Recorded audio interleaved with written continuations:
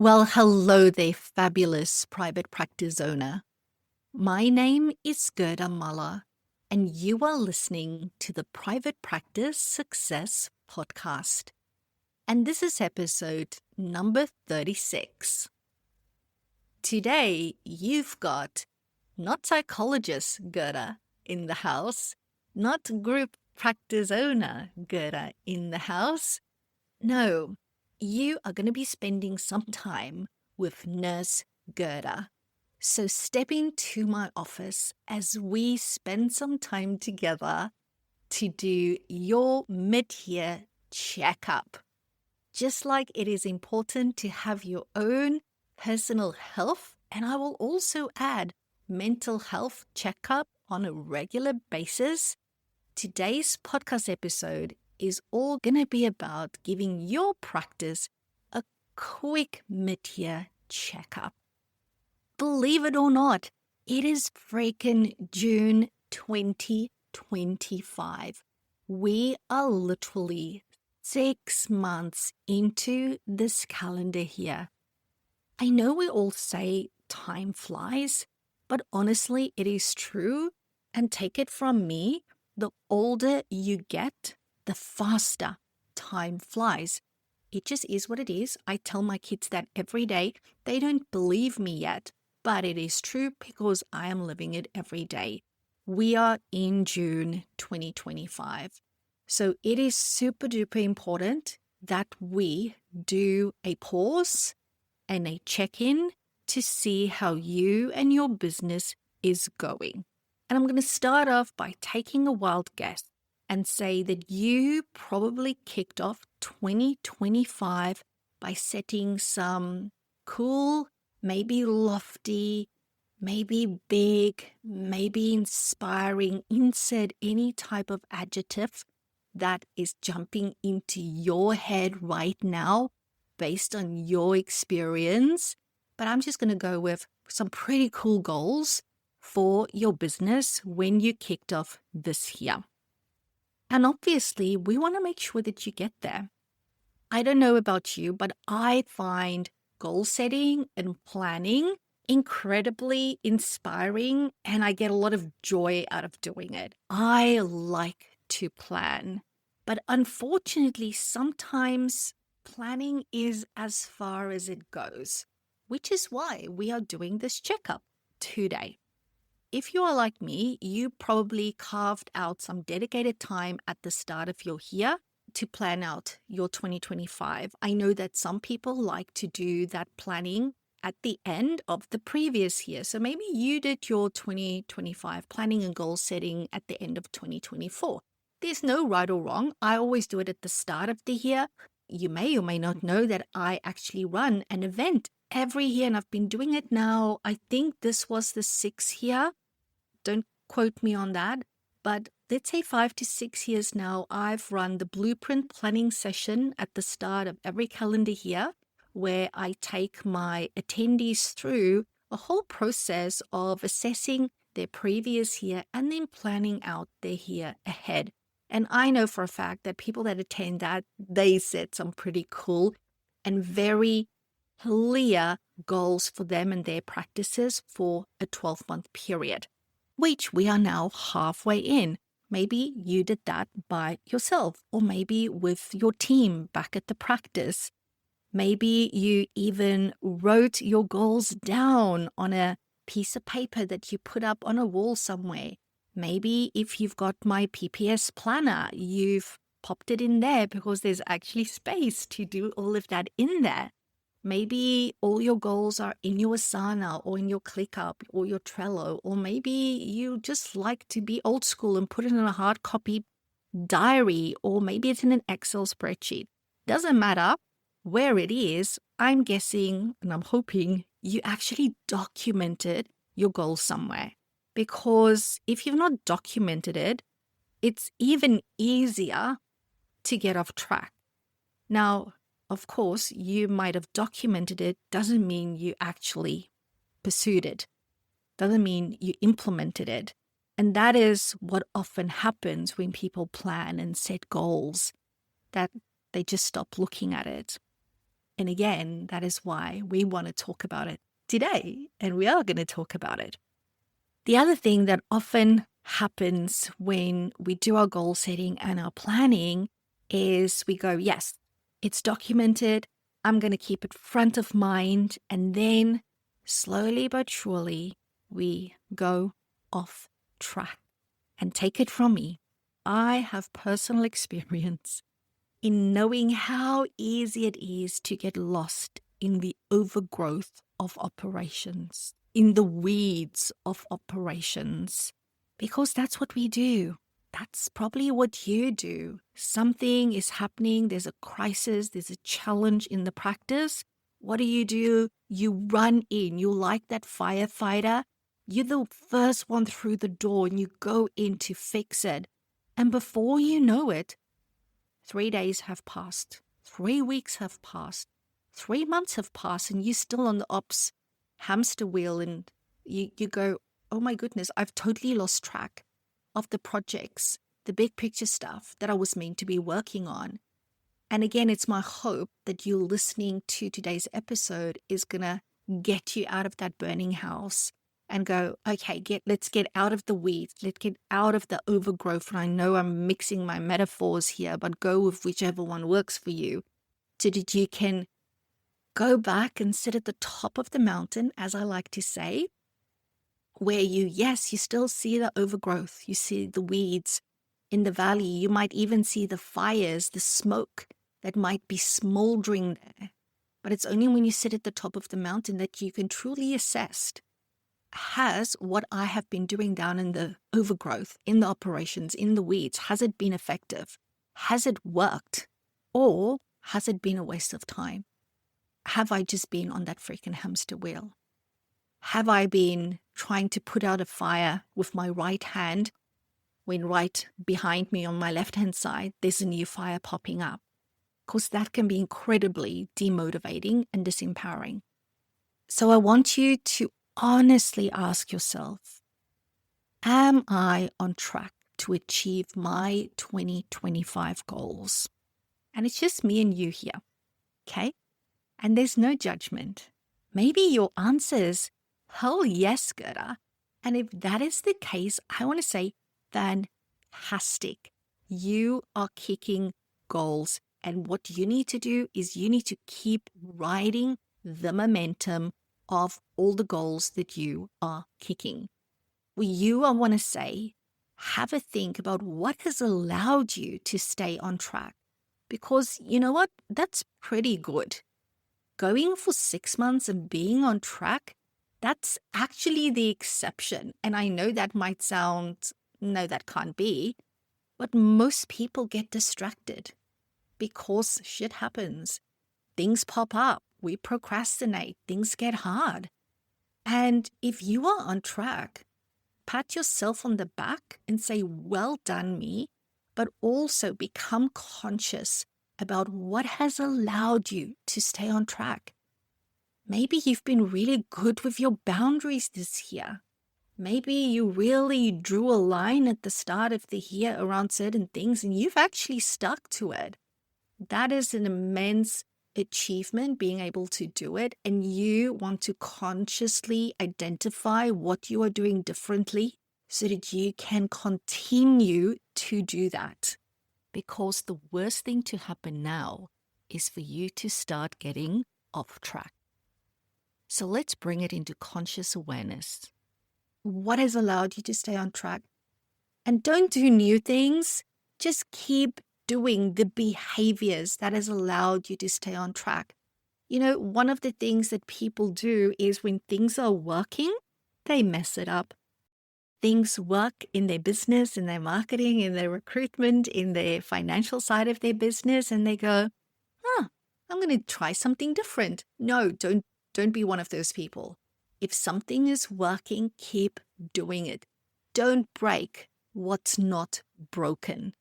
So just keep engaging in the same behaviors, but also become aware of maybe it was a mindset shift that has allowed you to stay disciplined, to stay consistent, to stay motivated.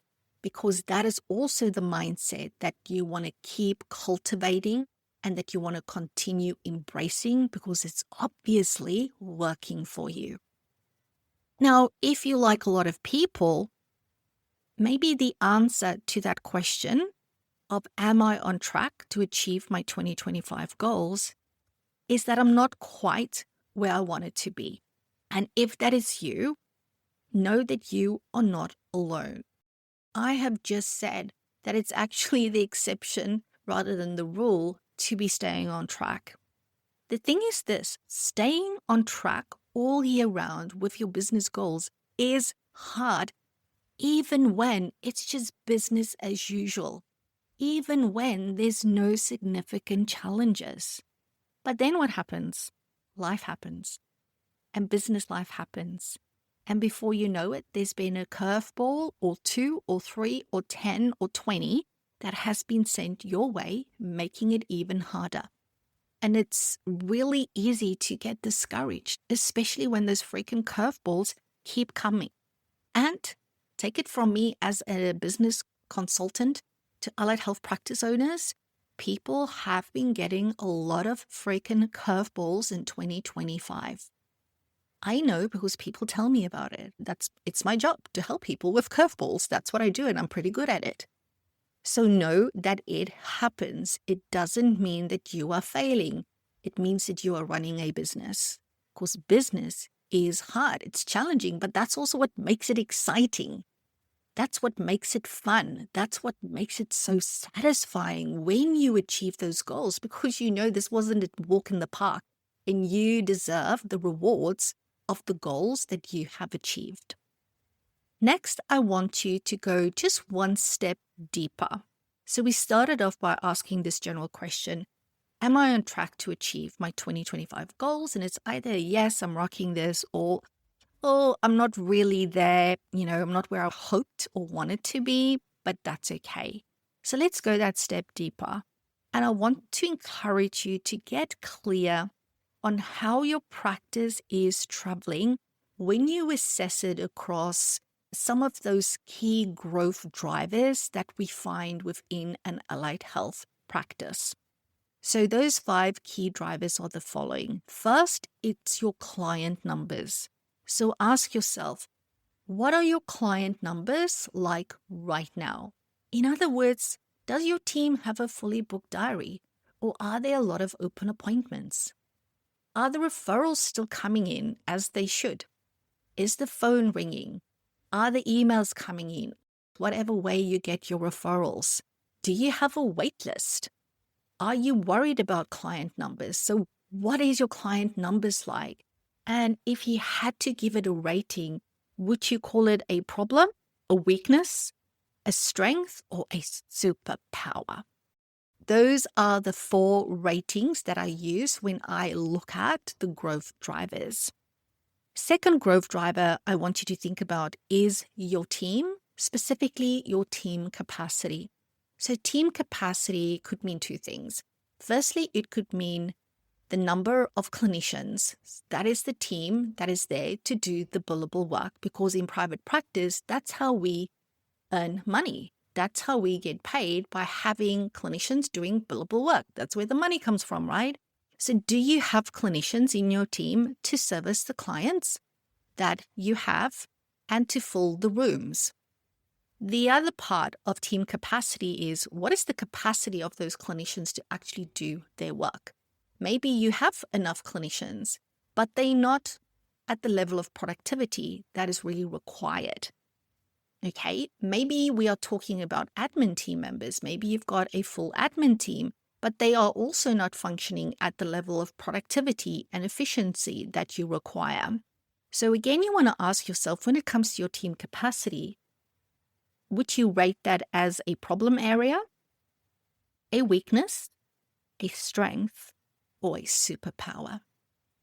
Between me and you, of course, you want all these things to be superpowers, or at the very least, a strength, right? And if it's a problem or a weakness, that tells you it's something that you need to deal with. The third growth driver I want you to think about is your systems. So when I use the word systems, it's really that big word, or overarching word for policies, processes, and procedures. And your systems is that frameworks that exist within your business. It is the scaffolding that holds it all together. So again, you want to ask yourself, is the systems in my business a problem area, a weakness, a strength, or superpower? In other words, do they exist? Are they documented? Are they regularly updated? Do the people in my business, my team, know where it is? Do they use it? Do they consult it? Do they understand it? Do they operate according to it? And based on your assessment of that, you want to give it the appropriate rating scale. And then the fourth growth driver I want you to think about is your cash flow. That is the flow of money coming in and out of your business. And ideally, you want to have a positive cash flow. In other words, there's more money coming in than is going out, which is pretty straightforward, right? So again, you want to assess, is the cash flow in my business a problem, a weakness, a strength, or a superpower? And finally, we want to look at profit. What is the profit like in your business? Are you actually making a profit or are you making a loss? Maybe you're just breaking even. If you're making a loss, how big is that loss? How significant is it? If you're making a profit, is it like $5, $100, 500, 5,000, 50,000, 500,000, right? And only you can assess based on what you normally do in your business. So you need to ask yourself, is your profit a problem area, a weakness, a strength, or a superpower? Quick side note, if you are a group practice owner, please know that it is my mission to help you go from overwhelmed, overworked, and most probably underpaid to fully empowered and financially thriving. Helping you build a practice you can't stop smiling about is more than just a tagline in my world. It is what I do. So if you know that you want more from your business, if you know that you deserve more from your business, then today is the day I invite you to reach out. In the show notes, you will find a link to a super short triage form. Pop in your details. I will personally go through your responses and will get back to you ASAP to let you know how I can help. And if I can't, I'll point you in the right direction. Don't put your dreams on the back burner any longer. The sooner you start, the sooner I can help you get there. Now back to the episode. So it's really important for you to know, how is your business going across those growth drivers? Obviously, something that is a problem or a weakness needs to be addressed. If something is a strength or a superpower, doesn't mean you now just let it go. And yes, I said earlier on, do not break something that's not broken. But what I also find is that when somebody has a growth driver, like let's say clients, for example, that is doing really well, it's like, oh, that's my superpower, Gerda. You know what tends to happen is they take their focus away from it. They start working on the stuff that is a problem or a weakness. And guess what happens in 3 months' time? Those things that were a superpower and a strength, all of a sudden it's become a weakness. Then they go, we don't understand how this happened.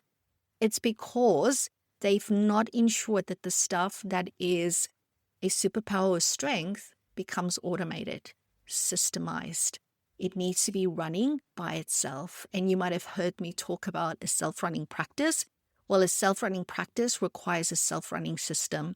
So we need to always be putting self-running systems in place to ensure that once a growth driver is above the line, as I like to refer to it, where it is a strength or superpower, we don't divert our attention until we are 100% certain that it will stay there, that we've got processes, self-running processes and systems in place to make sure it stays there. But anyway, I digress. All I want you to do today is just assess, because this is a check-in of how you are traveling. Next, I want you to ask yourself, how am I traveling with these, right? And has things improved in those areas over the last 6 months? Or maybe have things stagnated over the last 6 months? Have things worsened despite my best efforts? Because 6 months in business is a short time, but it's also a long time. In 6 months, things should have improved if you had a plan, the right plan for your business, and you've implemented it using the right tools, i.e., strategies and tactics, it should have improved. Because the thing is this, you can be busy with stuff and strategies that sound really awesome and fancy, but if it's not the right strategy for your level of business, you are not going to get the results that you are after. Okay? It is so super important to have the right next thing for your practice, then using the right strategy for the right level of private practice development that you are at. That is what helps you move forward and not keeping you stuck, hitting your head on the freaking glass ceiling of private practice growth. So yes, this is some loving accountability. My goal today is to help you get your head out of the potential sand. There goes another metaphor, Gerda, for you to walk back out of the burning building, for you to get out of the weeds of operations, go sit on the mountain and go, let's assess where things are at. Let's get honest with myself. Because you know what we tend to do? We just go, I'm just going to work harder. That's all I'm going to do. Going to do more hours. I'm going to go in on weekends. I'm just going to work harder. But working harder 9 out of 10 times isn't the answer. And yes, we all know about the saying, don't work harder, work smarter. But sometimes we think we're working smarter and we're not. Because you need to know what the smarter is for your business, at the size of your business, at the time of your business. And a lot of times people just do things for the sake of feeling productive. We are feeding that anxiety monster because at the end of the day, let's be honest, it's often driven by anxiety, which really is fear of failure, because many of us have put everything on the line for our private practice business. We have sacrificed. We have sacrificed time with our kids, with our husbands, with our wives, with our family. We give up so much and we can't afford this to fail, which means a lot of time our thinking and therefore our behavior is driven by keeping that anxiety monster at bay, that fear at bay, and by feeling like I'm doing all of these things, it helps me feel better in the moment. But at the end of the day, I want success for you. I want each and every one of you to be able to build that practice you can't stop smiling about, to build a practice that can run in your absence if that is what you want, that practice that gives you choice and real freedom, that thing that we are all chasing. It's there. It is available to you, okay? But there's a pathway to getting there. So please don't forget that this is exactly what I am here to help you do. It's why I started Private Practice Success Australia, to teach and help other practice owners avoid the mistakes that I've made, because it is hard. And, I've had to learn the hard way through a lot of blood, sweat, and tears, and it can be easier. Honestly, you do not need to do this alone. And it doesn't have to be this hard. You deserve support as the business owner. I know how you are. You will be the first one to invest in your team, whether it's admin or clinicians. You will give the last dollar in your budget for your team. I really want to encourage you to say yes to also supporting yourself as the business owner. And only you can say yes to that. Not your team. They will probably, if you ask them, they would say, yes, of course you should do it. Yes, of course you should get business coaching, mentoring, consulting, whatever it is that you need. Why wouldn't you do it? But we think we don't deserve it and that other people need to come first. And all of this keeps you stuck. So the question to you today is this: are you going to accept some help? And do you want my help with it? I'm asking you straight up, do you want my help? Because I am here and I can help. Now, I'm not the only person that does this. In the Australian allied health industry, there are quite a number of business coaches, mentors, and consultants for you to choose from. And I would encourage you to choose someone. I would love it to be me. I'm putting up my hand and saying that I am here, willing, ready, and able to help and support you. But it doesn't have to be with me, right? If I'm not your cup of tea, go and find your cup of tea. But have the freaking cup of tea. And there goes another metaphor. Thank you for your metaphor patience today. But get the help that you need.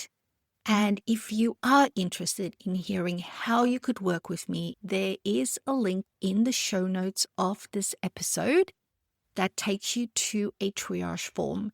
It is a short form where I ask you a couple of questions so that I can get some extra information about your business. And based on that, I can get back to you and tell you exactly how I can help. And if you give me that information and I go, I don't think I'm the right person, guess what? I know a lot of other people in this space. I will point you in the right direction and I will go, okay, I think given this is your specific challenge, so and so will be a better option for you. And I will direct you to somebody that can help you because my goal is for you to get the help you need. And if you don't want to do a form, that's perfectly fine. Flick me an email. It is Gerda, which is Gerda, and then an M for my surname, which is Mala. So Gerda M at private-practice-success.com. I really look forward to hearing from you. Thank you so very much for tuning in. I fully hope that this mid-year checkup and check-in was of help. And remember, I'm here to help you build a practice you can't stop smiling about.